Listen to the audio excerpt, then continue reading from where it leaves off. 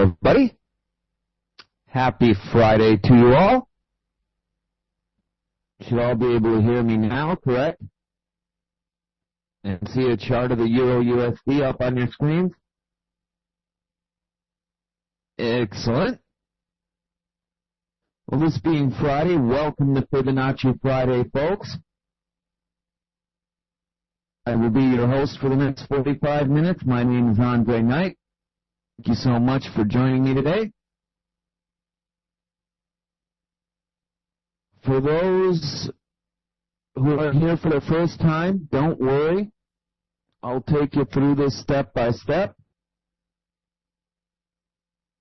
For those of you that are returning members, we're going to take a look at an old friend,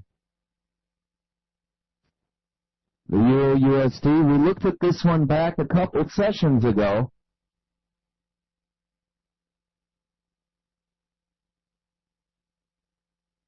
And I remember telling you guys that this thing was going to go to 33.78. And this was during a time that it was stalling, chopping sideways, and even went down for a spell. And it looked unlikely, at least for a period of time, but I stuck by my guns. Day after day, week after week, I kept talking about the same target.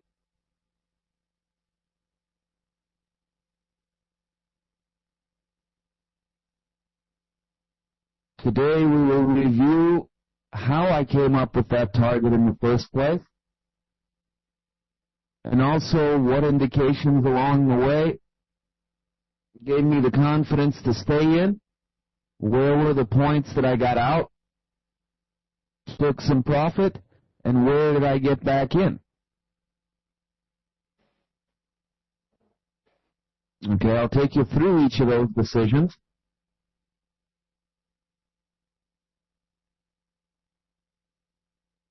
Okay, but first we got to set up a couple things on our chart. We got to learn a couple ground rules. For the experienced folks, this will be a quick review. And for the new folks, we're going to make sure that everybody's on the same page. And certainly DZ Vista, tell you a little bit about some of the training options we offer, both free and paid, towards the end, okay? You'll be able to stick around the whole hour, right?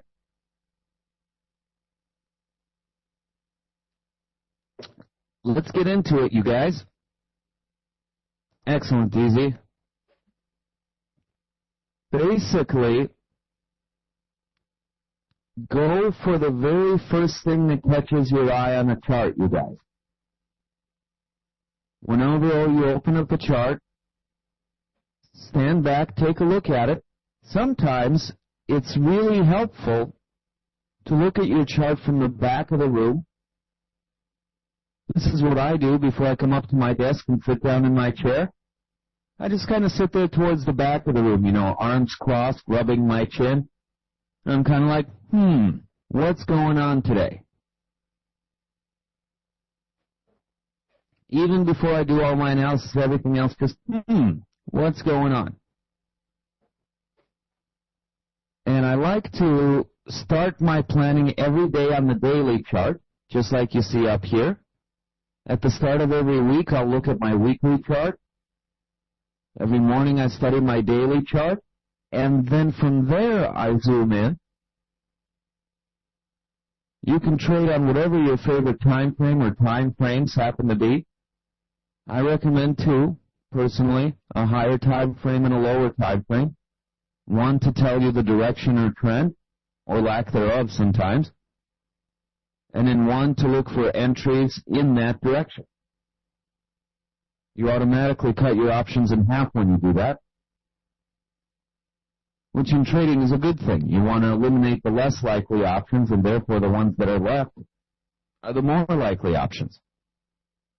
Okay, so I usually trade on two time frames, one for direction and 1 for entries in that direction. But before I get to those time frames, every morning I do my analysis on the daily chart.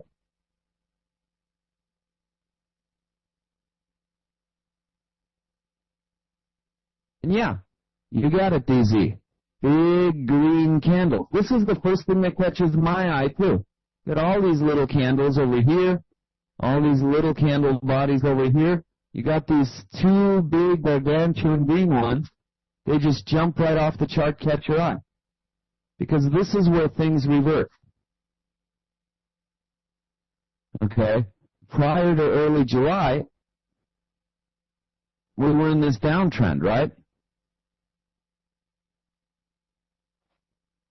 Things are kind of bopping along back and forth in this channel. And you noticed something on the July candle of the monthly chart, Mark. Funny enough, July was where things turned. Right? So not surprisingly, this is why at the start of every month I look at a monthly chart. At the start of every week I look at a weekly chart. At the start of every day I look at a daily chart. Because it helps me get my bearings. Something drastic likely to happen this month or this week? If not, okay, I'll take the week off, go sailing, and come back, look at it next week. If I know it's an interesting week, every day I'll check the daily chart. Most interesting daily formation is probably the day when something's going to happen, and that's when I zoom in and look for intraday trade on that day as opposed to another day. Also helps to realize where the support levels are, where the anticipated resistance level is, and what to look for. Do we bounce back down there, or do we break out of the prior pattern?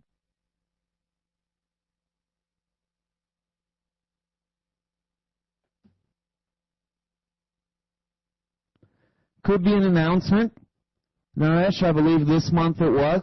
Could be an important support level historically. Could be the completion of a pattern to the downside. Just like now that we're in the process of completing a pattern to the upside, we might turn back down over the next few days and weeks. Those are the things that generally cause reversals. What we need is a way to alert us that, hey, something's changing in the market. And there's a reason it didn't move much today. Easy, both from a Fibonacci perspective, as you'll see, but also due to a lack of reason.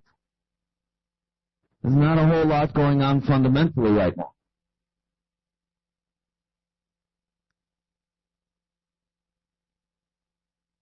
Markets need a reason to move. But you'll see, okay? Right now this looks like a sudden burst to the upside, then we retrace, then we move up, then we retrace, then we go sideways for a while. At some point randomly there's a turn back down.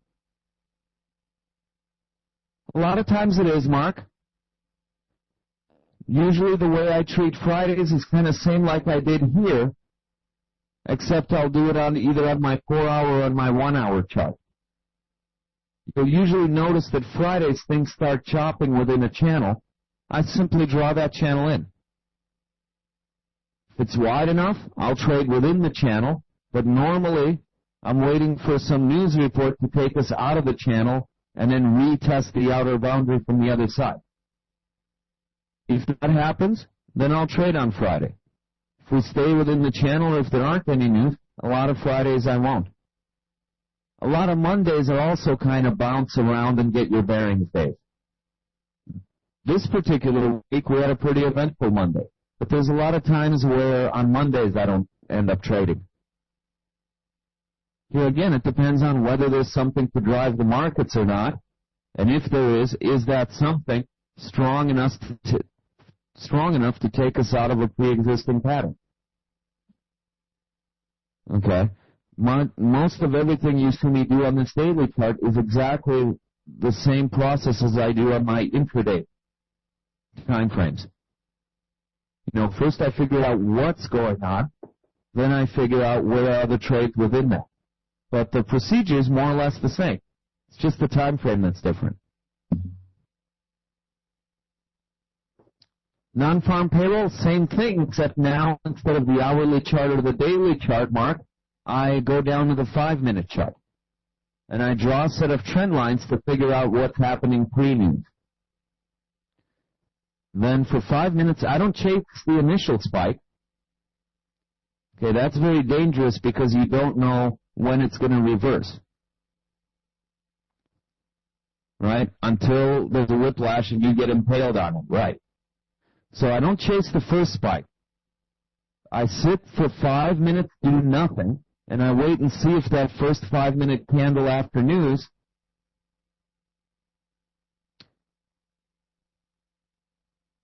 closes inside or outside my pre-news trend line. Even if it leaves a long spike and then comes back in, closes inside, well, we had a knee-jerk reaction, right? But what I care about is it going to be a sustained reaction? That's what you need to make a good trade. So I look to see where it closes.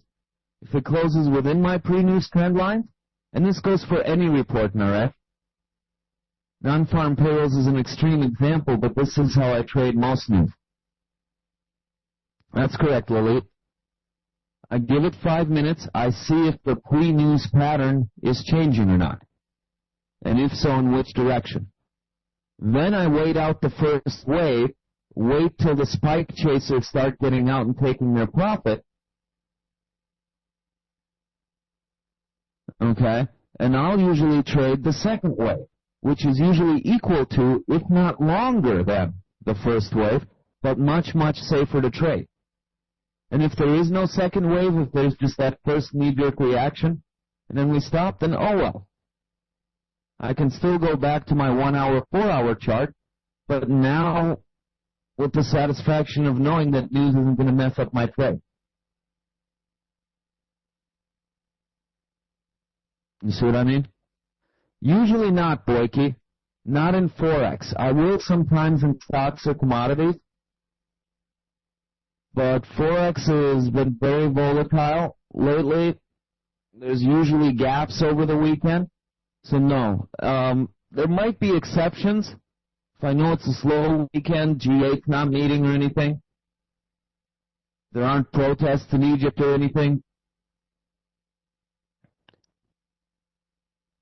If it's a really tempting situation, if I can put my stop pretty tight, I might make a rare exception, but usually not.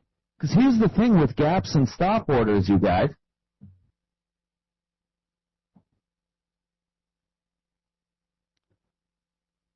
You don't exit at the stop. Okay, the way most trading platforms work, when the stop price gets triggered, your stop order then becomes a market order and closes at the best available price at the time. Okay? So what happens if there is a gap? You see what I mean? Your stop doesn't get triggered at the price you set. The stop gets triggered at the open price, which could sometimes be quite a distance from the stop you set, because stops become market orders when they're triggered. And then the other thing I know about gaps is usually what happens first thing Sunday night, Monday morning, is the gaps get filled. So what you're going to see is basically your stop activated a much worse price than you were hoping for, and then you're going to see price come back towards your break-even point. That makes it doubly frustrating. So usually when I can avoid it, Boyke, I'd rather not trade over the weekend. The thing is, I'm not attached to a trade. Even a trade that hasn't reached its target yet. If I have to take an early exit to be safe because it's reversing on me, I will. Because I know I've got the freedom to at any time get back in. Okay, don't make the mistake of assuming one analysis, one trade. Sometimes you do one analysis, it leads to 2 to 3 trades. which sometimes is a good thing. It means it's going further than you expected, right? At other times, it means you might get stopped out once or twice before you finally get the one that goes. As long as you keep your risk-reward ratio in check, that's not going to be an issue, because one winner will easily wipe off a series of 3 to 4 losers in a row. It's all in how you plan your trades, you guys. So many people get focused just on entries. But those entries have to have context and meaning. They happen within longer-term scenarios, which is why we're starting the day analyzing the daily chart to get our bearings. And Roy, I think it might be premature to sell euro just yet. There's a reason why it's moving down. I will show you in just a moment how to tell how far down is too far. At what point do we become bears to sell? Or at what point is this just becoming a cheaper buy? Sometimes when it moves down, it becomes a cheaper buy, not necessarily a sell. And I'll show you in a moment how to tell the difference.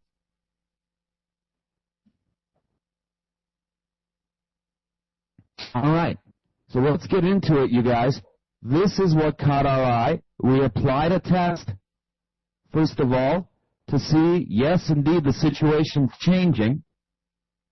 This is the point in our chart where we, long-term, changed from bears to bulls. Okay? So we know the direction. That's what the trend line break signifies. Change of direction. Now we got to answer the critical question, well, how far? We know we got a developing uptrend on our hand. How far is it likely to go? In order to answer that question, we got to mark 4 points on our chart. The very beginning of that uptrend, I'm going to mark as point A. And actually, technically, it should go over here.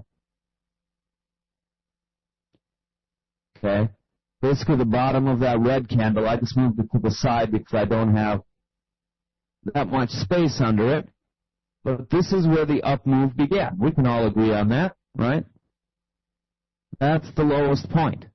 Now, sometimes there might be 2 or 3 lower points, right? When it makes a double bottom or a triple bottom. In this case, there's only one bottom, so it's a pretty easy and obvious choice. If there was more to choose from than just this one, 9 out of 10 times it'll be your most recent low or your most recent high in a downtrend. Okay? Your most recent one, even if it's not the lowest one. Okay, I'll repeat that because it's important. If there's a double bottom or a triple bottom, usually the one to draw your fib from is the most recent one, even if it's not the lowest one. Okay? So in other words, it's not lowest low to highest high, it's most recent low to most recent high. At least as a starting point. I'll show you how to verify your fibs in a moment. First I've got to show you how to draw them, then we'll get into how to verify them. And if they don't check out, then you can very easily try some of the other nearby bottoms. Okay, but 8 out of 10 times it's going to be the most recent one. Likewise, we then go to where this first spike came to an end. And news, we do it the exact same way, we just do it on a 5-minute chart, as opposed to a long-term time frame. But we measure that initial movement and mark where it came to an end.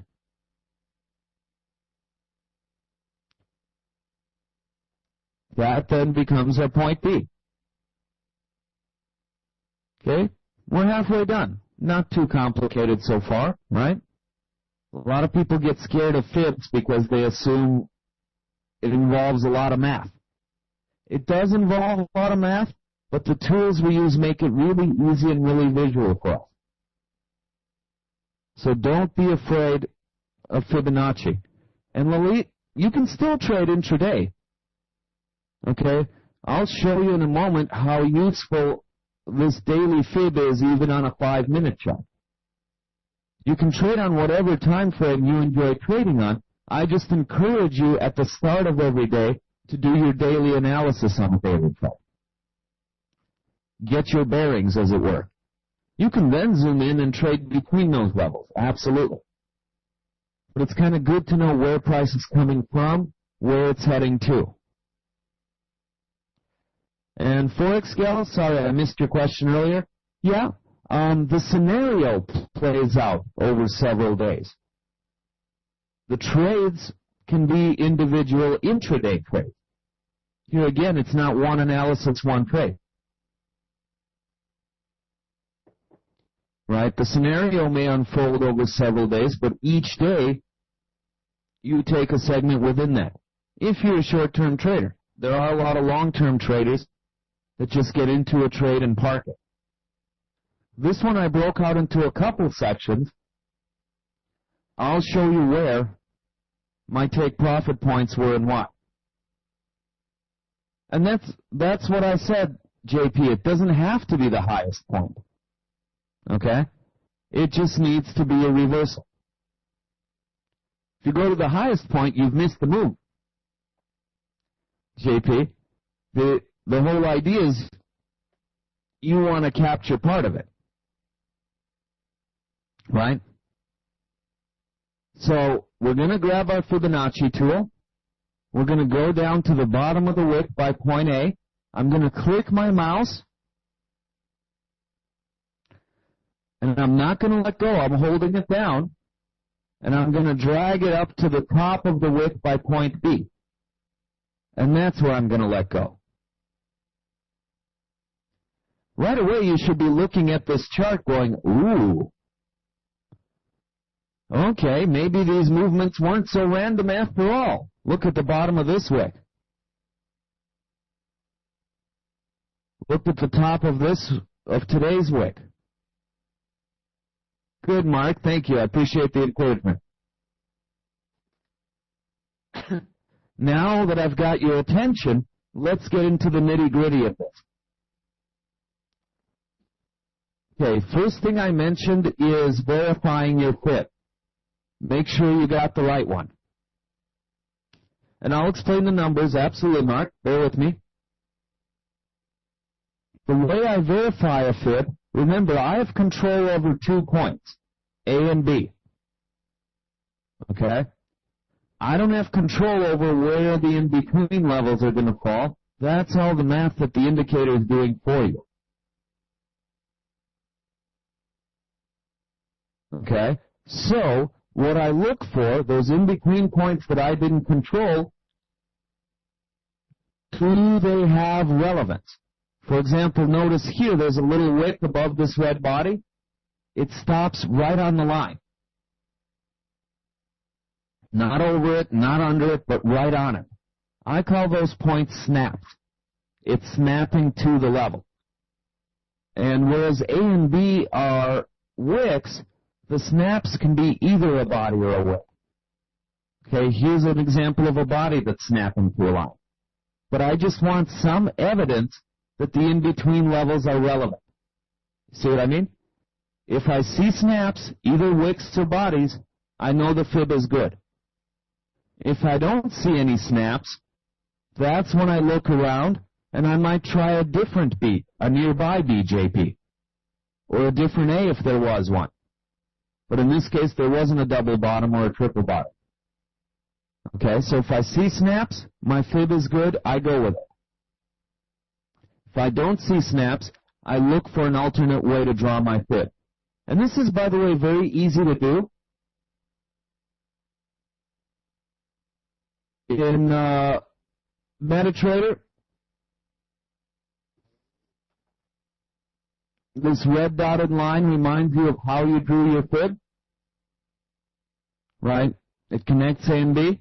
Just double click on that red line, and you're going to get these little white squares at each end. Okay? Then you click on a square, you simply drag it somewhere else. Boom, we have a new Fib. But this one doesn't help us explain a lot. Now there's suddenly a bunch of stuff dangling off in midair. Move it back to here, and you can kind of see things just snap into place. That's how you know you've got the right fit from all the different possibilities. Next step is to identify your point C, or how far we retrace. And this is where we get into some of the numbers, Mark. Okay, you'll notice 0 is my point B. That's where I originally let go of my mouse. Okay, the 0 point. And what you'll notice is the numbers count up in both directions. Okay, when I move back towards A,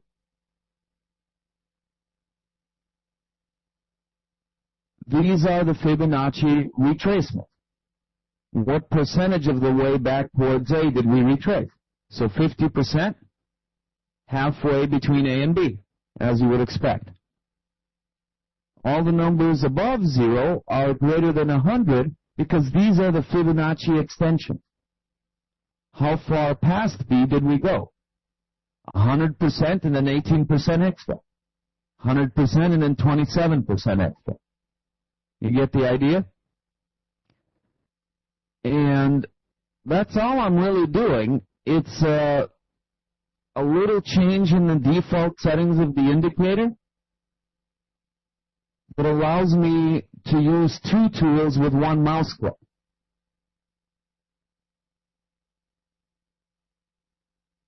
Okay? Normally extensions and retracements are 2 separate tools. This is a little bit of a time saver, lets me plot both with 1 click. And I'm posting a link in the chat window, you guys. Copy this down for later. This is a discussion thread on my forum about Fibonacci. It'll expand if you read through the thread on today's discussion, discuss some Fibonacci strategies. But in the very first post, there's also a PDF document. It'll show you how to make this modification. Okay, step by step with screenshots. And that's the thing, Roy. It really doesn't matter. This is FX Pro's MetaTrader. We don't really have our own version of MetaTrader. We have some chart templates that we developed to save on some manual setup. But you can make this modification with any MetaTrader. You can also make, you can do something similar with any trading platform. It doesn't have to be MetaTrader. You know, you'll have to figure out how to get into the Fibonacci properties on your own. But the settings and formulas in the document will still apply once you get there. So you can do this really with any trading software. They're not Fibonacci numbers, Sid. Where these numbers come from, these are actually square roots and exponentials of the ratios between the numbers. Okay, for anybody that is mathematically inclined,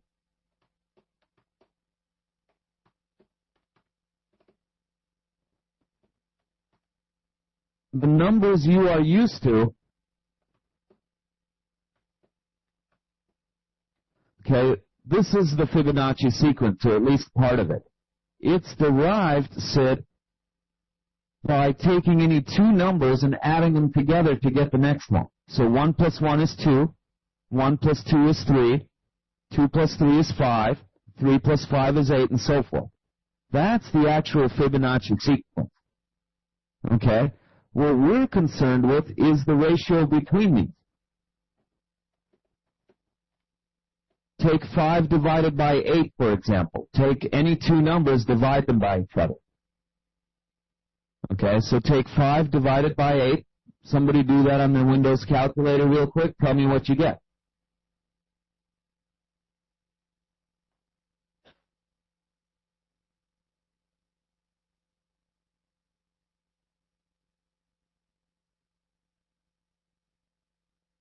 Anyone?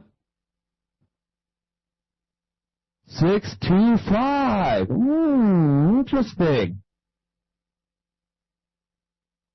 Wonder what you'd get if you rounded off 61.8. Now here's where it gets spooky. take it, yeah, 61.8 rounded off at 62. Right, DZ. Now here's where it gets spooky. Go the other way. What happens if you take 8 and divide it by 5?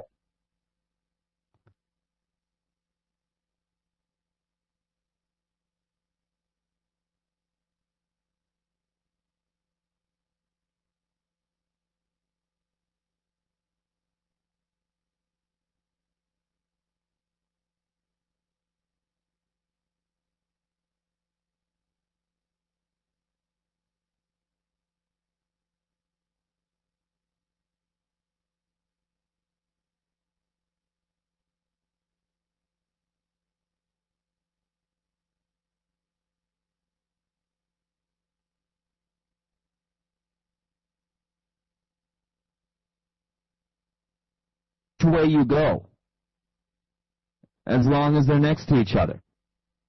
And that's where Fibonacci starts getting really spooky, you guys. Could be any of them, Naresh. Try 55 divided by 34. Any two that are next to each other in the sequence, the ratio remains constant. That's where it comes from. It's called the golden ratio.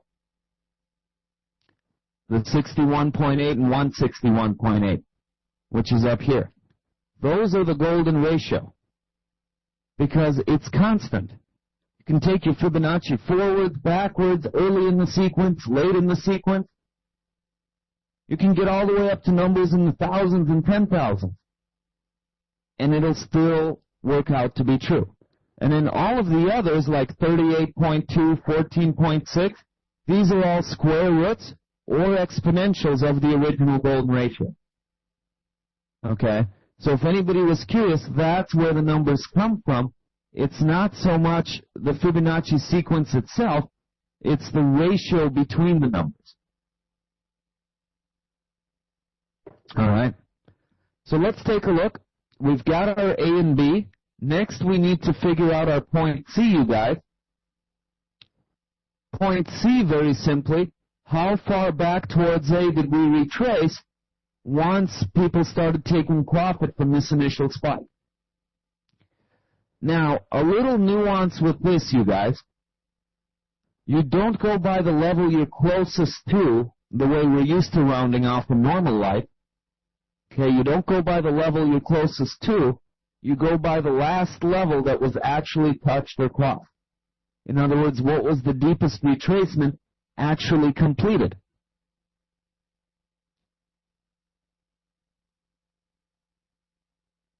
Okay, and in this case,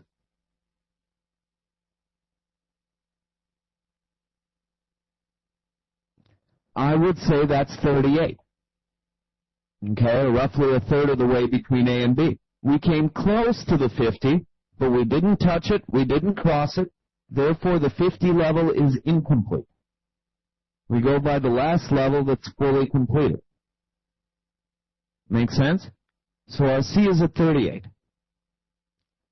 And basically what Fibonacci boils down to, you guys, measure A to B, observe C. Once you know where C is, trade C to D. And we know where C is because we never reached the next level. We came back up, formed a hanging man, and closed above support.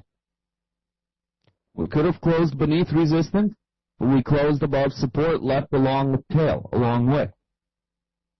Okay? You don't know. No, not always, Boyke. It could be a body resting right above support. Doesn't really matter body or wick. What matters is the close and the open of the next candle relative to it. Or in other words, the candle formation. And they look different in different situations. The key is you need some indication that you're reversing and turning back up to the upside. Okay, you don't know where C is ahead of time. You see C when a reversal forms. Okay? In other words, what I'm trying to say is you don't always enter right at the bottom of the wick or body at the bottom of point C. Okay? You see a reversal after it happens, but that's okay. From here up to here, just to give you an idea, and that's the first of the two tops, that's 322 pips profit. I don't care if I miss the bottom of the wick. A lot of people get caught up in catching that exact moment of reversal. I'm not in the fortune-telling business. Okay? I go for the safe pips in the middle because those are the really predictable type.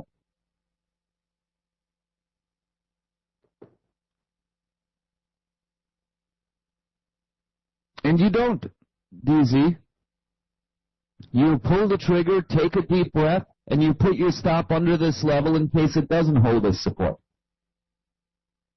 That's what I'm talking about, risk-reward. Okay, to the downside is 31 pips, till you know support has failed to hold. I'll risk 31 pips to make 320. That means I need 9 losers after this trade just to break even. 9 losers in a row. You get me? As long as I am mindful of risk-reward, statistics will take care of the rest. I just have to place enough trades the same way.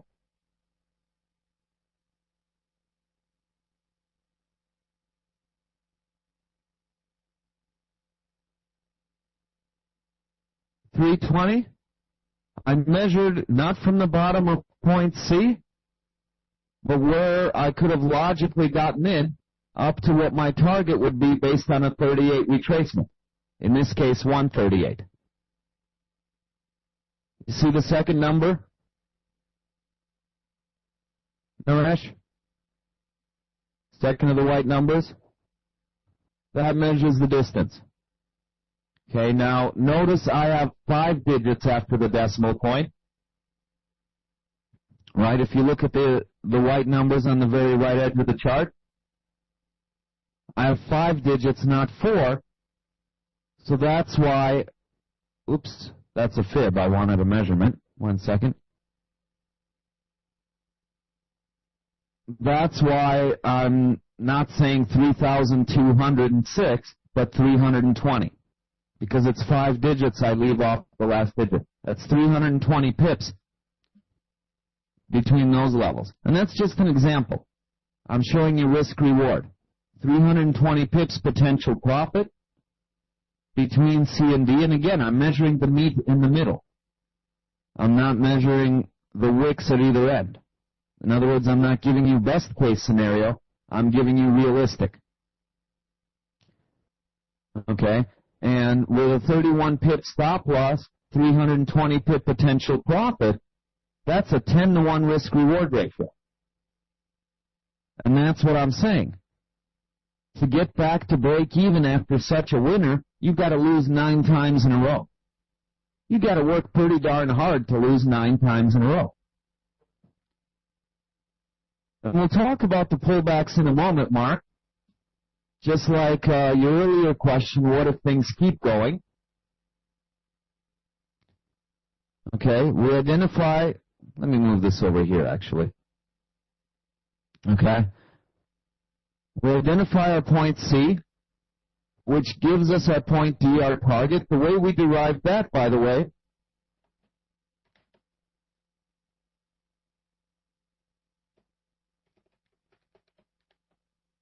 we got some rules based on where C is, where to expect your D. Okay, you saw one in practice already, 38 to 138. That's, by the way, how I got my 3378 target that I've been talking about for a while in here. Okay, 3378, there it is. Had the retracement gone to 50, I would target 161. Had the retracement gone to 61, I would still target 161. Okay, it's off of this chart, but it's above here. Okay, there it is.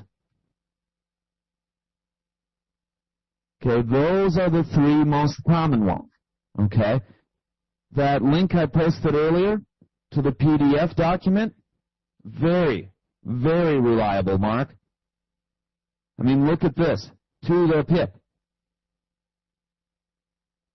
Look at these bodies to the pip. Okay? The document will define some of these others. What to do if your C's at 23, what to do if your D's at 78. But start out looking for these three. These occur the most often and the most reliable. And here's the thing with reliability, Mark. I've studied this for several years, forward testing, not back testing, mind you. Okay? And I found that fibs will work 77% of the time, meaning we go from C straight to D with very few pullbacks in between.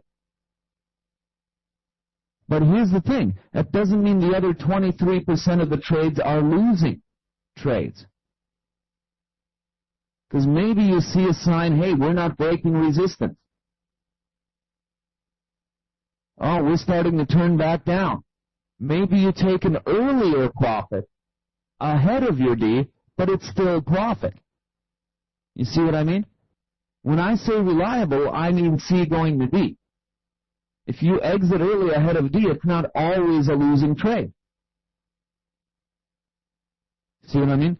Just like had support failed to hold here, so what? I'm down 31 pips. If on the next trade I make 320, I'm still up 289 pips. And that's what happened on that news trade, by the way, on the GU. We maybe didn't make it all the way to D. But just like Fibs can help us set a target, Fibs can also warn you when something's wrong. Because normally, we break resistance, we test it as support, we go further. Okay? Or resistance bounces us down, but then the next support level bounces us back up. And then we break resistance, test it as support. That's the normal progress of price action. Suddenly all of these zigzags aren't so scary. Support failed to hold, but the next support level caught it. See what I mean? And this retracement was to establish the former resistance now as our new support level. Suddenly every movement makes sense. And when it's not so random, it's not so scary. Let's talk about pullbacks for a moment. Here we had a pullback, but the next support level down held us. This is one I stayed in through. As a matter of fact, once I saw that support was holding, I trailed my stop up to protect my profits, and I added a little bit to my trade.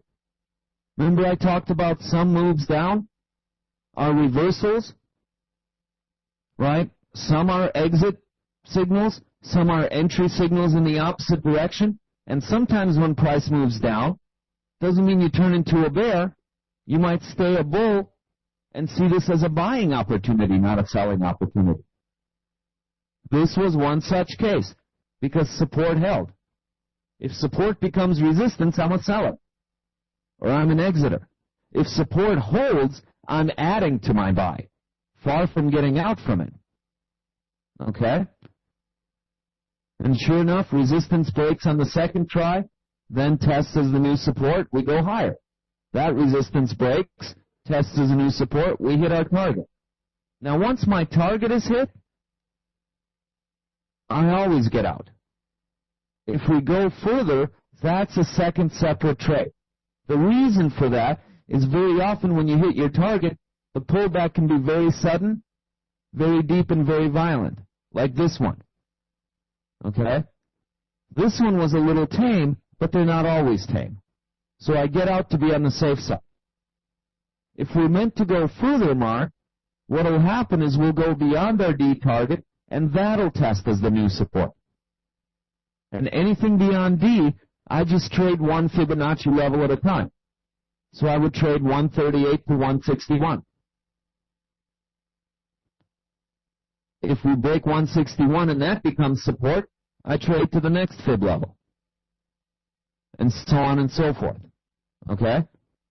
But in this case, this is resistance, not support. Roy, you keep coming back to GU. You don't have to ask me 4 times. If we have time, I'll do it. If we don't have time, I won't.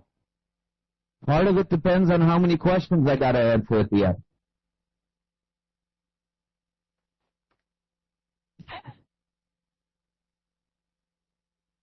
If I have time, I will.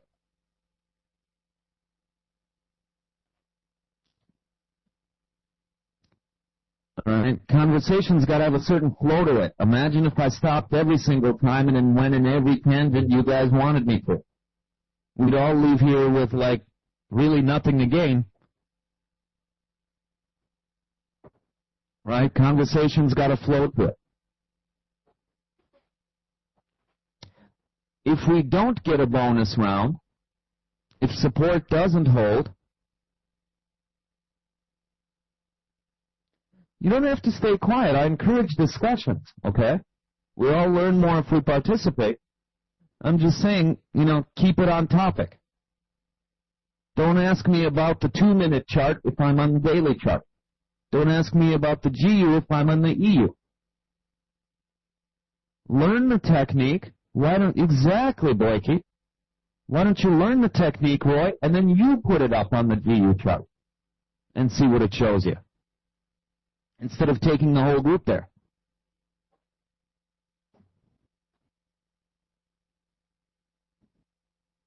Okay?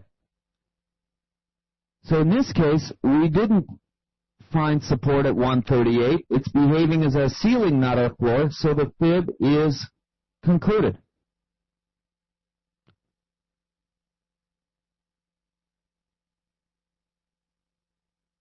When a fib concludes, usually we'll retrace back to 0. Okay, so here's a counter trend opportunity. And as a matter of fact, there was a gap in between. This was Monday's candle. That's that weekend gap that I don't like to sit through and get caught by surprise on Monday morning. And notice what happened. Look at the wick. We closed the gap, and then we rejected the bottom of Friday's candle. A gap can go one of 2 ways.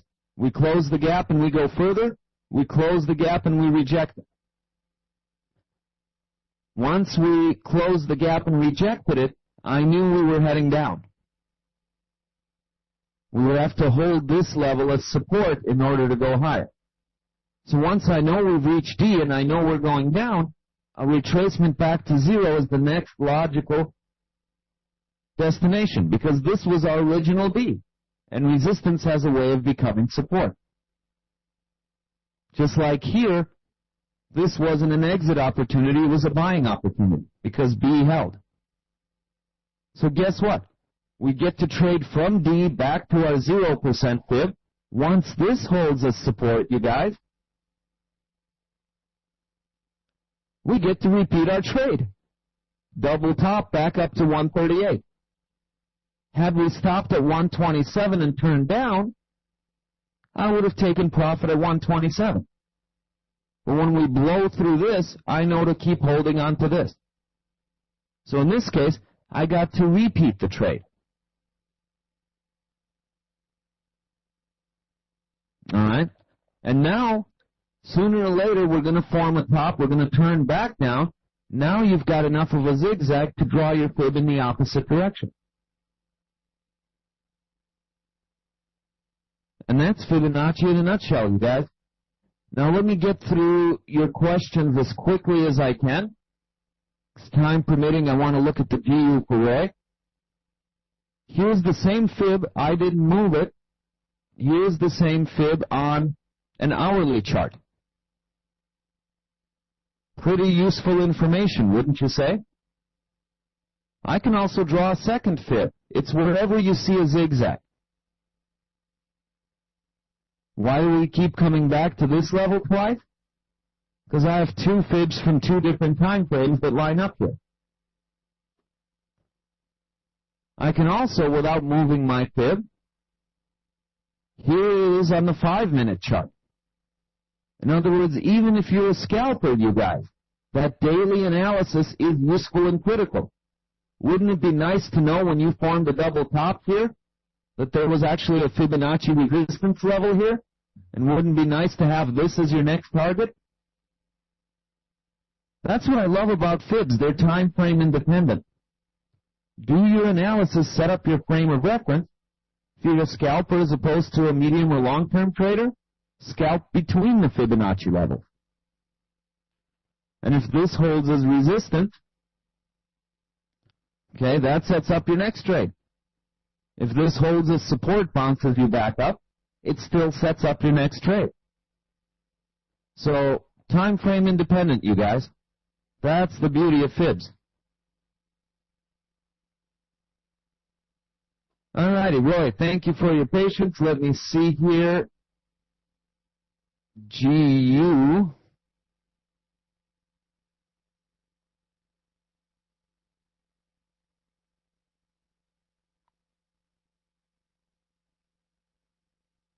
Let me clear off my old markings here. Okay, well, zigzag, right? If you need practice drawing fibs, look for the retracement. That's usually the easiest part to see. Okay, because it's the red candles in the middle of a bunch of green candles on either end. Or it might be the green candle in the middle of a bunch of red candles at either end. So once you found your retracement, you got your B and C, then work backwards to find your A. Let's throw our fib on, see what we see. I'm getting pretty good snaps on the in-between levels. Fib is good. Retracement is to 50%. Okay, which means our target would be 161. In other words, 58.17. I see a pullback. It's not a reason to exit because we didn't break support. We're in the middle of a pullback now, but it's not necessarily an exit signal. If you're a scalper, you can trade down to 56.01. All right, and if you're a longer-term trader, you can wait to make sure 56.01 holds as support, and if we get a bounce back up, you can get in, even though it's late in the game. First, make sure this holds into tomorrow morning's open. If we open above 56.01, you can go along to 56.70. If you're an intraday trader. And then get in once 56.70 holds as support. For the next part, if you're a long-term trader, long-term target, I'm not talking end of the day today, probably won't even be on Monday, this will play out over several days, but long-term target is 58.17. I would give up on that target if 56.01 does not hold as support, and Monday morning holds as our resistance. Okay, I'm always prepared to modify any theory. But as of now, just like back here, so far we're just testing support. We have not broken it yet. By broken, I mean we have to go below and close below.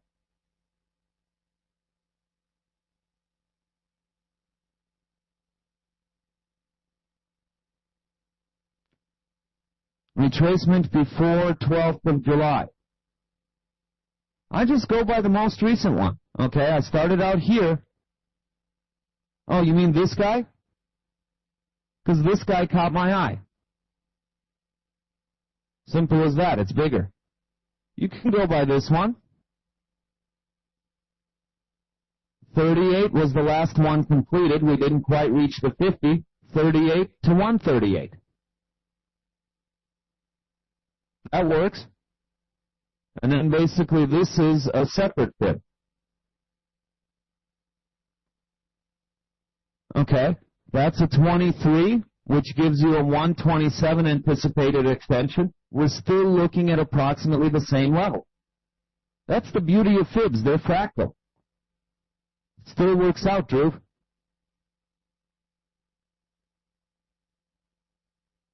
Alrighty, you guys were talking about additional training. At least DZ was asking about it. Here's how you can go further. There's only so much information I can impart in a 45-minute session. No, Blake, I use the daily as an example today. I draw the fib wherever I see a zigzag. I trade it on the 1 hour chart, 1 hour, 4 hour chart. Unless there's news, in which case I'm on the 5-minute chart. But where you draw it and where you trade it are independent of each other. I draw it wherever there's a zigzag. Sometimes that's a daily, sometimes it's a weekly, sometimes it's neither. Draw it wherever you see that lightning bolt or zigzag pattern. Trade it on your favorite time frame. It's just that a very, very short-term trader ends up trading between Fibonacci levels, one to the next, and maybe not from C to D in one fall swoop. That's the beauty of it. Where you trade it is independent of where you do it. So you don't have to change what you've been doing already. If you have your other indicators you like to use them to confirm the direction and trade between the Fibonacci levels. This doesn't replace anything that's been working for you already. You're just adding to your toolbar. That's what I love about it. So a little bit about what you're seeing on the screen, and then we'll wrap it up. I promise, FX Admin. They're always patient with me when I run over. Really appreciate that. This is our daily newspaper, you guys. We put it out every day at 8 GMT, totally free of charge. You can subscribe and get it in your email box, in your Twitter feed, wherever you want it. But it's basically a rundown of the most trending headlines of the day. A lot of them from FX Street, by the way. We take your feed as well. But it's basically whatever's trending the most, I deem to be what has the market's attention. And that's where a lot of my trade ideas come from. That's how I know which chart to start applying my fibs to in the first place. Okay, good thing to have with your morning coffee. Here's my Twitter, my Facebook, if you guys want to stay in touch. This next link is for my online workshops. Okay, this covers not just fibs, but which indicators I personally like to use to confirm their signals and how. We talk about money management. We talk about probability and risk reward. We talk about trading psychology. A lot of the stuff that a lot of these other systems leave out that I believe is just as important to chart reading to your success. Okay, you'll learn it all same way that I trade, and it's recorded so you can watch it at your convenience. If you want to go a step further, we have a live trading. We meet at the start and end of every trading session, twice a day, 10 times a week. You want to talk about turbocharging your trading brain, this is it. And we take the same theory that you and I just discussed, but we apply it every day to live markets. And we usually cover at least 5 to 6 pairs per class. We set up our trades during the day. We follow up at the end of the day to see what worked, what didn't, and what we can learn from that for the next day. 10 times a week. Now, if you're on the fence, don't worry. Okay? If you join the live training, we include the workshops because we want you to hit the ground running. If you go for the workshops first, you get a discount on the live training, so you haven't wasted your money. Okay? Either way, we'll work it out that you get a fair deal. And then if you're on a really tight schedule or on a really tight budget, we have what we call our weekly video updates. And here, you just get the recordings of the Monday morning sessions. You don't get to participate. You don't get to ask questions. It's just Monday morning's recording, but remember what I said? Monday mornings are where we set up our long-term analysis for the week ahead. Okay, so that's why the Monday morning recording is important. So either way, we got you covered. And I don't want you to feel that I'm here to sell you something today. Okay, I charge for my time if you want additional training. Most of the rest of the information on fxknight.com is totally free. We have a free chat room, free forum, lots of free plugins from MetaTrader you can download, free streaming news, free training videos, tons of goodies for you. Okay, so stop by, say hello. If you do, take a moment to sign up for my mailing list at the very minimum. We're not going to spam you. We only send out 1 or 2 mailings a month. Usually it's to let you know about another free webinar like this one that you can participate in. All right, so thank you all very much. Appreciate your time today. Hopefully this has been useful. If I didn't get to your question, I do apologize. We're already over our time limit. Please save it. We're having another one of these sessions next Wednesday called Institutional Trading Strategies. I would be happy to answer it at that point. Wish you all a wonderful weekend and lots of pips next week. Take care, everybody.